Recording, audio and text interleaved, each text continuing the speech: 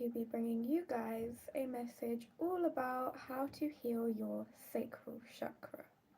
Thank you very much for watching. So I have got some notes here that I did prepare so that I can just check to make sure that I'm saying the right kind of things. So let's go into it. Let's talk about what the sacral chakra is and where it is located. So this behind me is actually a really great diagram. I can actually show you. I adjust the camera angle slightly. I can make it so that you can see. So your sacral chakra is located at so the organs that it controls are actually your sexual reproductive organs. They are your ovaries and your testes, and your sacral chakra has some relation to your digestive tract. However, your digestive tract is mostly covered by your solar plexus, which we will go into at another date. However, for today we are just talking about the sacral chakra. So when we talk about the sacral chakra, we are talking about our sexual organs, but not on a physical level. We are talking about our sexual organs on a spiritual level. So these are ruled by the planet Venus, and the planet Venus is ruled by the star signs Taurus and Libra.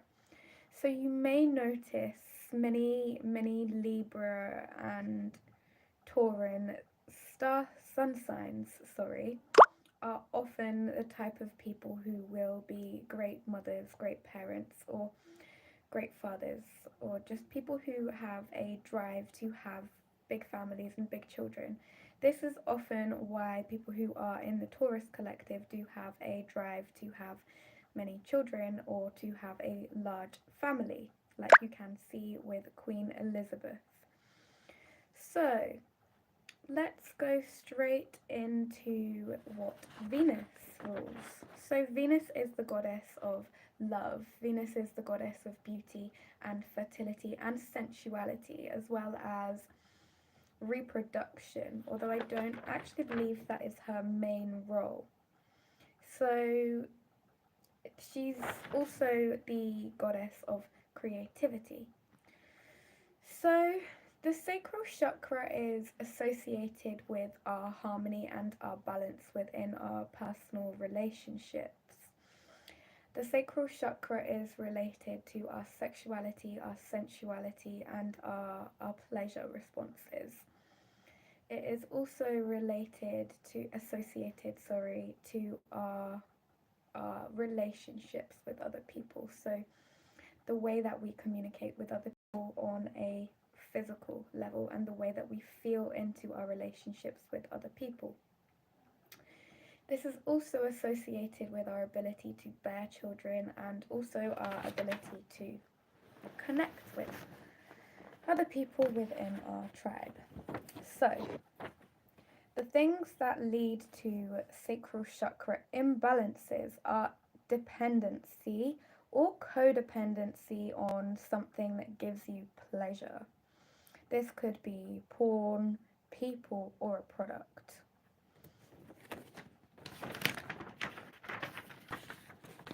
How can you heal your sacral chakra?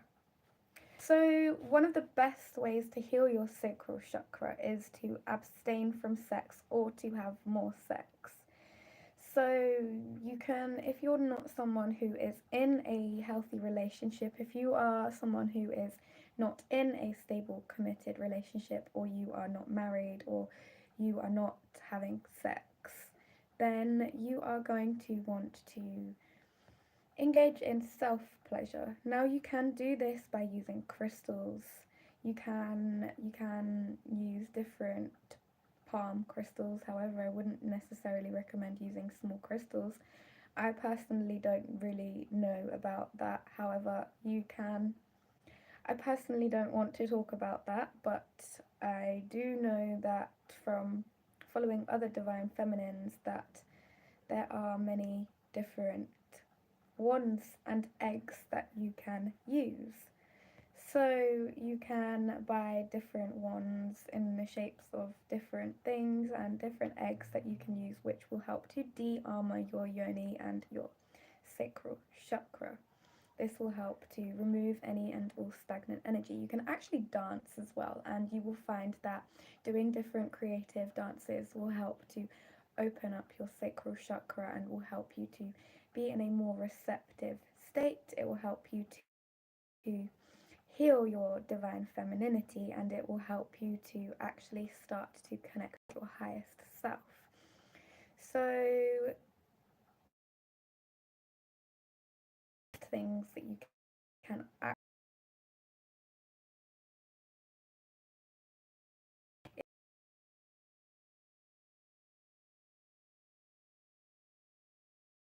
the more my creations are a bit crap, are a bit naff. It's not about how how how good your creations are. It's the fact that you are still creating. It's the fact that you are. So you can dance as well, as I mentioned earlier. And now you can do sacred yoni dances. These I personally do like to do lots of different sacred dances, and I know that many of you out there do have your own dance routines and your own regimes that you do like to do. So you just feel free, like to just really remove any little blockages that are within your sacral chakra. Quite often when you move your hips around, you can feel like clicks. Right now I'm not feeling any, but there you go, I just got a big one. But those big clicks that you get, I'm not gonna get any right now, am I? I'm pretty free. Usually it's when I do these ones I get the clicks. There you go, I got a little click. I'm satisfied now. Anyway, so when you feel those clicks, what that is it is your lactic acid moving around, that stagnant energy being removed from your spine, which helps your DMT, which is your spirit molecule, go up to your spine, which then helps you to have unconditional, no, not unconditional life, what's the word?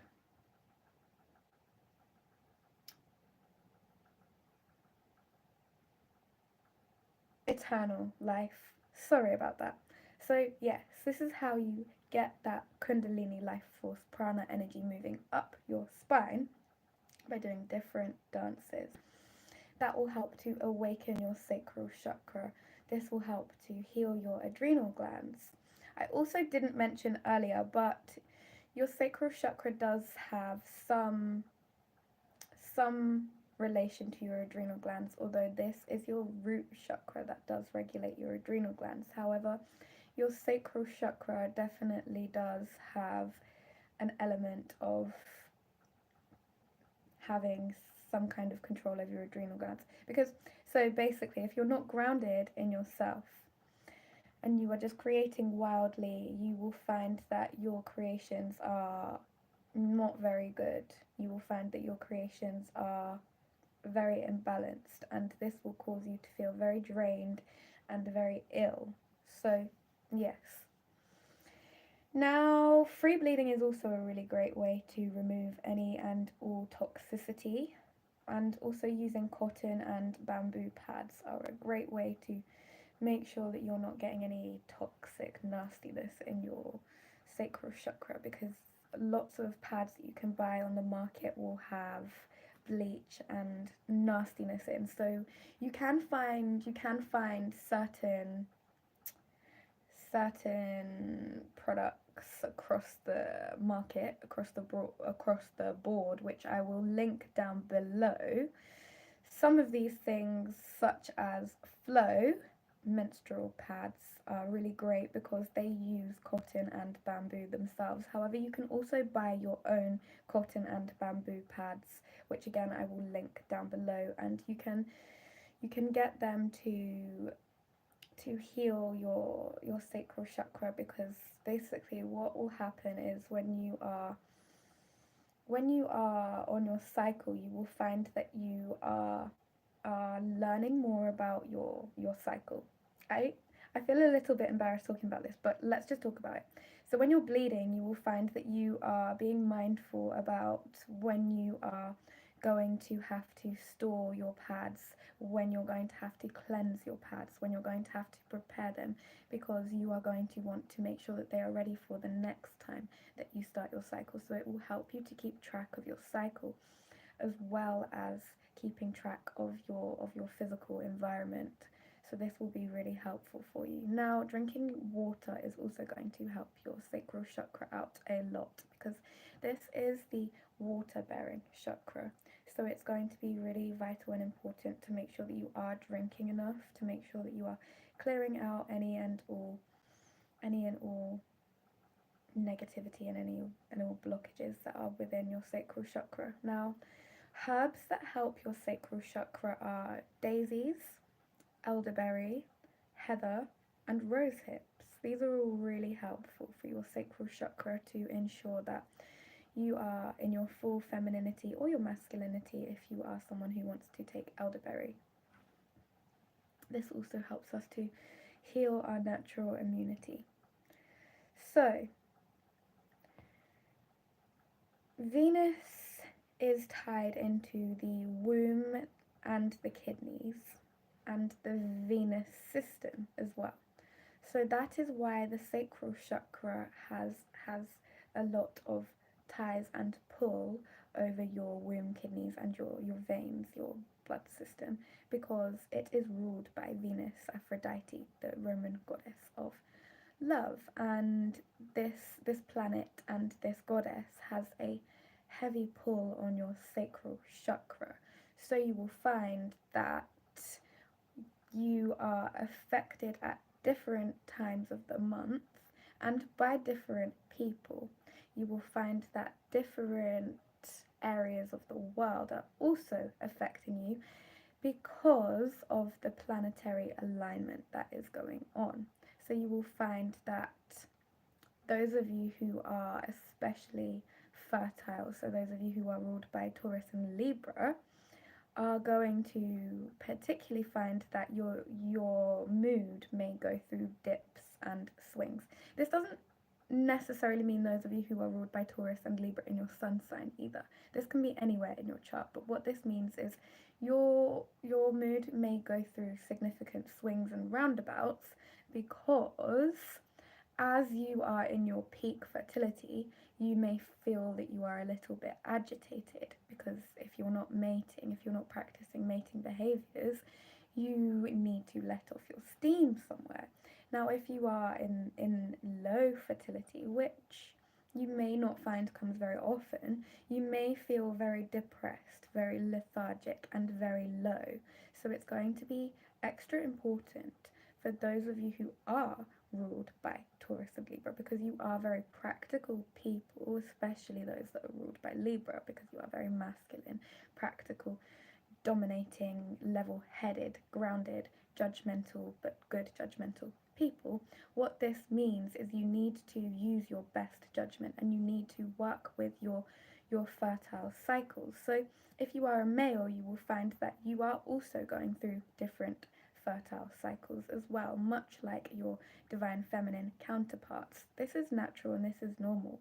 Now, to avoid being burnt out, you should listen to your own body. Your own body will definitely fall into alignment with the planets and with the weather cycles and with the world news, the politics, but with the human resonancy as well.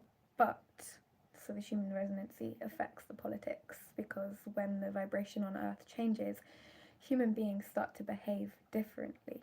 So anyway, as I was saying, you will find that those of you who are particularly fertile will go through different times where you are going through dips and peaks, but it is important to make sure that you are focusing on your own mental health and that you are clearing out blockages within your sacral chakra if you do feel like you have got blockages within your sacral chakra, because this will help you to then get into a more receptive state. Now, before I finish this today, there are a couple of tips that you can use if you are overindulging, because you may find that when you are clearing imbalances within your sacral chakra that you may have a tendency to overindulge. Sage will help with this, because sage is going to not only help to cleanse out any toxins, but this is also going to help you to make sure that you are having the right balanced diet, because sage helps to regulate our hormones within our body, and it helps us to regulate our fat. So what I mean by this is it helps to regulate our lipids.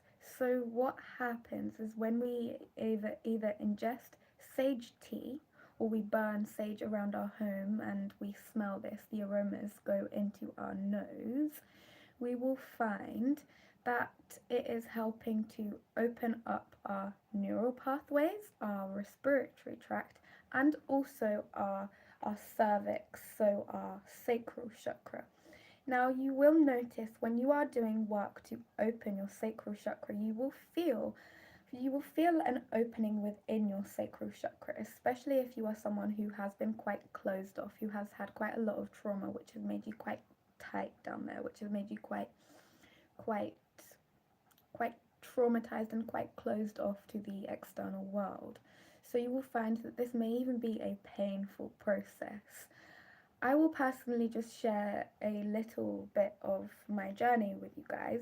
I have gone through opening my sacral chakra after delivering children, and this was a very painful experience. The closing of my sacral chakra was painful, but probably not as painful as the opening, because the opening meant that I had to be receptive, and that wasn't something that I was used to.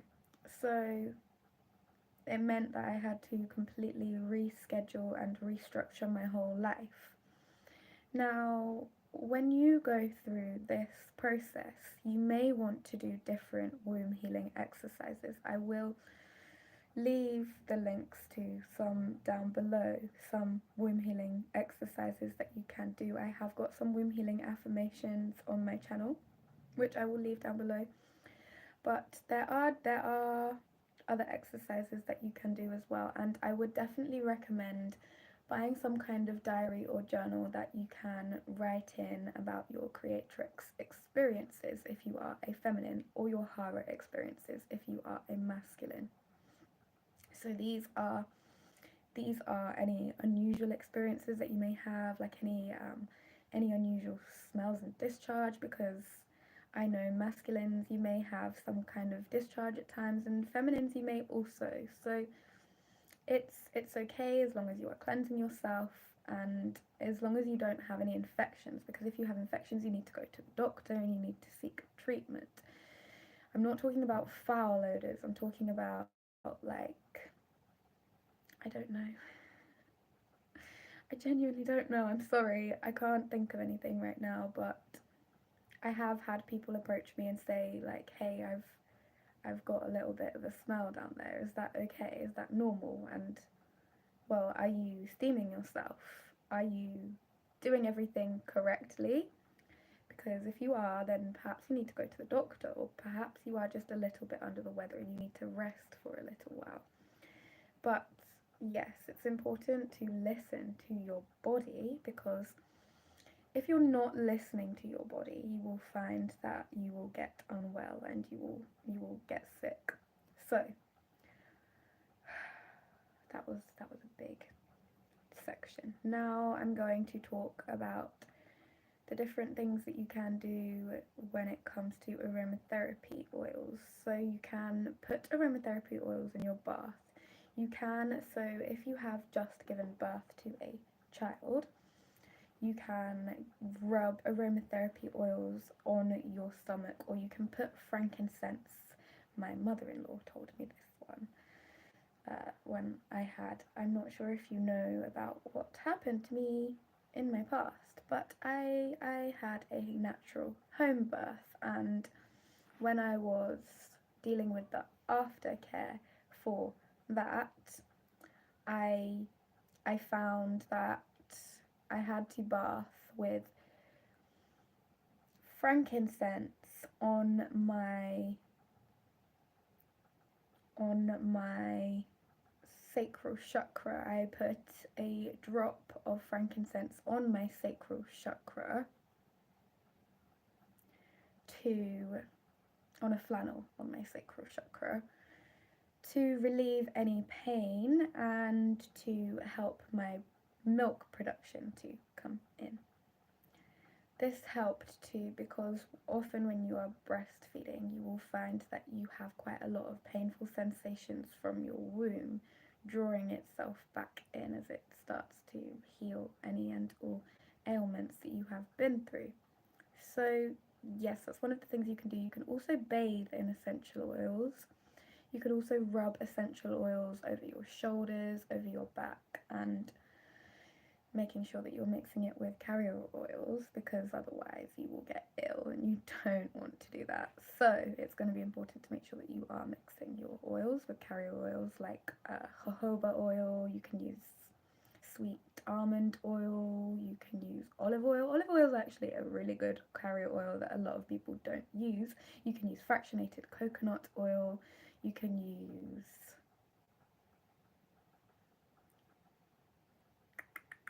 actually use rose water as well. You can dilute your essential oils in rose water. I wouldn't necessarily recommend using thicker base oils, because if you use thicker base oils such as rapeseed oil, you will find that you may get spots if you use different oils such as, the hell is the name of it? The hell? Oh my goodness. This is the one that I'm really struggling with.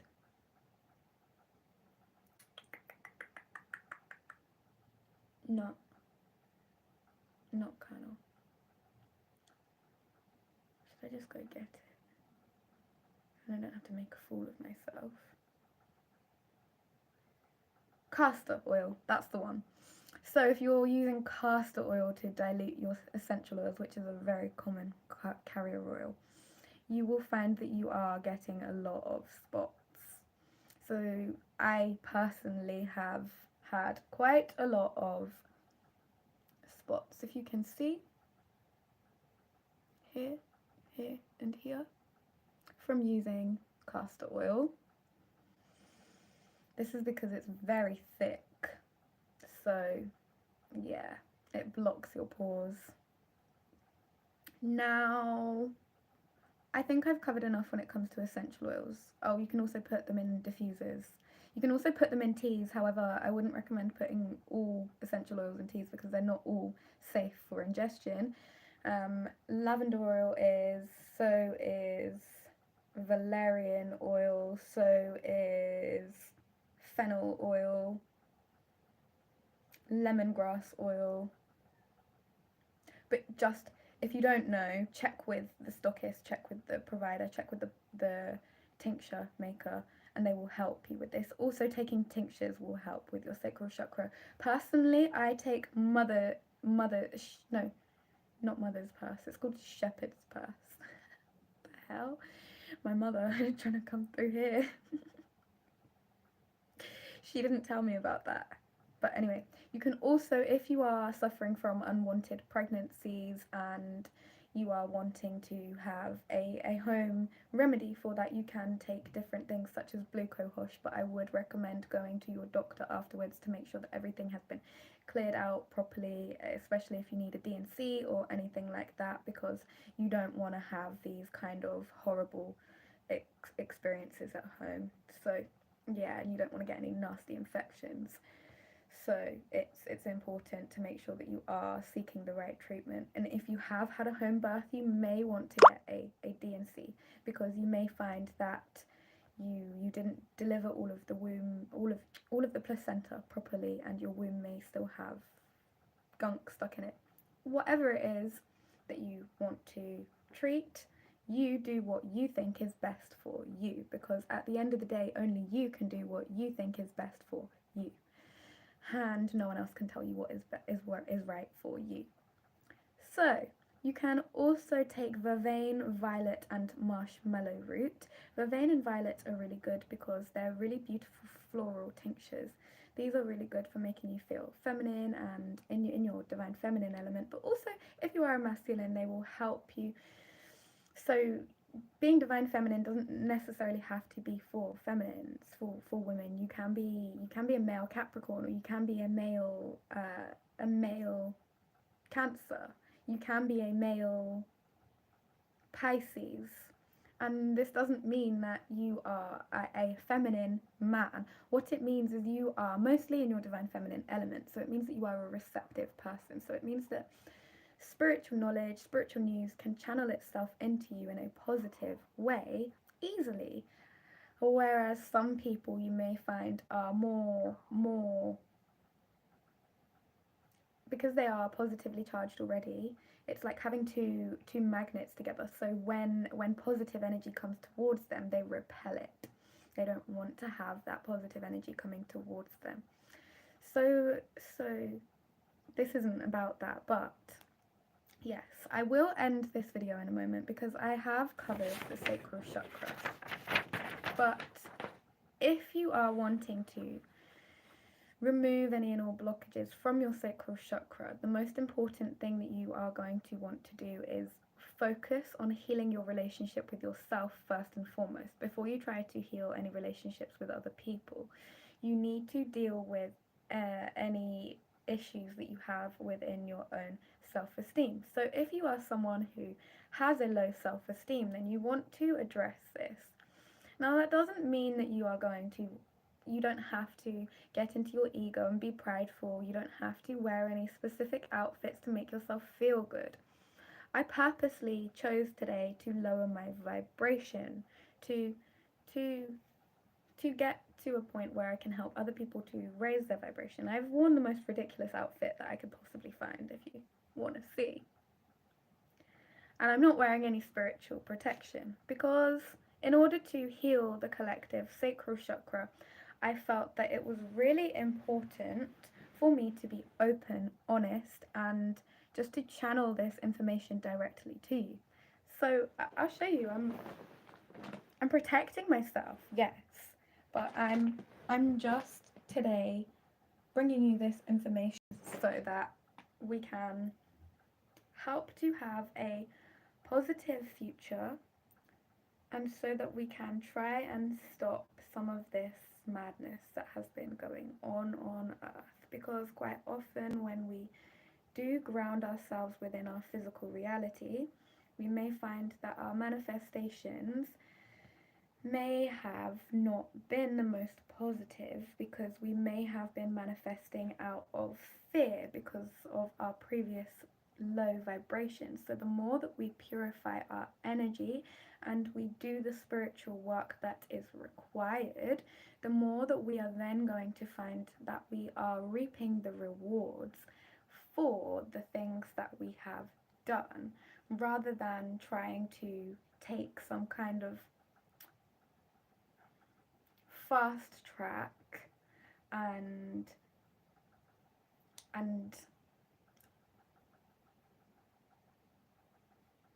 avoiding doing the spiritual work. You will find that actually doing the spiritual work brings you that level of fulfillment. It brings you that inner peace that you are looking for, which will then help you to find the energy to carry out the other tasks that you need to do, and to carry on creating things that you need to create. Because quite often when we are opening our sacral chakra, we may find that we are met with a little bit of lethargy, and that we are not wanting to do as much as we possibly can, because we are not having enough energy, because we wasted our energy on descending our kundalini and descending our vibrations. So once we start to purify ourselves, we will find that this isn't a concern for us. Now, if you don't really know what I'm talking about, in simple terms, what I mean is when you start to look after your health, when you start to cleanse and look after your home environment, when you start to cleanse yourself, when you start to purify your auric space, which is your home space, your your essence, your soul essence. It's not just your home, it's your environment. So once we start to purify our environment, we will find that many problems that we were having when in a lower vibration slip away. But we have to do the spiritual work that is required first. So we can't just skip to a point of ignoring the creations that we're trying to do, because then we will find that once we get along the line and we are trying to nurture ourselves, we don't have anything to nurture ourselves from, because we haven't created anything important or anything of any real sustenance to give back to us. So it's going to be really important to make sure that we are clearing any and all blockages and grounding ourselves, so that we can then work on our higher chakras. Because if you are only working in your higher chakras, or you are only working in one chakra, you will find that you are met with imbalances, ailments, and illnesses, which then mean that you don't have the right energy to follow through with your plans. So thank you very much for watching. I hope that that made sense for you. If it didn't make sense, then please do let me know down below, and I will try to explain it in a more simplified way. I will see you next time, and thank you very much for watching. Goodbye, one love, one luck, and I look forward to seeing your comments. Don't forget to subscribe and hit the notification bell so that you can always be notified whenever I upload. See you next time. Goodbye. One love.